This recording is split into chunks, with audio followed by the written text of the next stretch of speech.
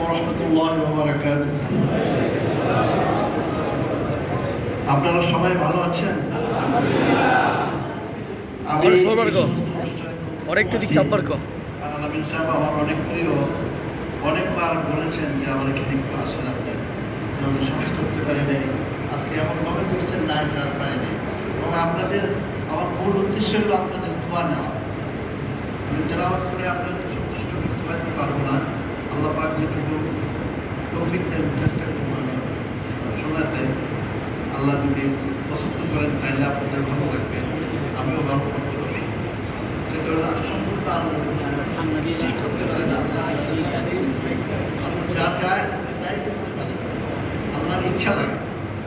হুজুর সাল্লাল্লাহু আলাইহি ওয়াসাল্লামকে আল্লাহ বলছেন, তুমি যখনই কোনো কথা বলবে ওয়ালা তাকুলান্না লিশাইইন ইন্নী ফাআইলুন যালিকা গাদা, এমন কোনো কথা বলবে না যে আগামীকাল করে দেবো বা করবো, এখনই করবো। বলবো ইনশাআল্লাহ, তাইলে তুমি পারবা, আল্লাহ যদি চান তাইলে পারবা। তো আমি আপনাদের কাছে এইটুকু বলতে পারি যে আমি খুব নগণ্য একজন লোক, কিন্তু আমার বাবা যিনি ছিলেন, আমার আব্বা যান, পাকিস্তানের মধ্যে শীর্ষস্থানীয় 2-3 জন আলেমের মধ্যে একজন আলেম ছিলেন আমার আব্বা ঢাকা ইসলামিয়া মাদ্রাসার শাইখুল হাদিস ছিলেন। বরকাটার পীর হুজুর, অনেক বয়স্ক যারা আছেন পীর হুজুরের নাম শুনেছেন, বরকাটার মৌলানা আব্দুল ওয়াহাব সাহেব, হাফিজ হুজুর,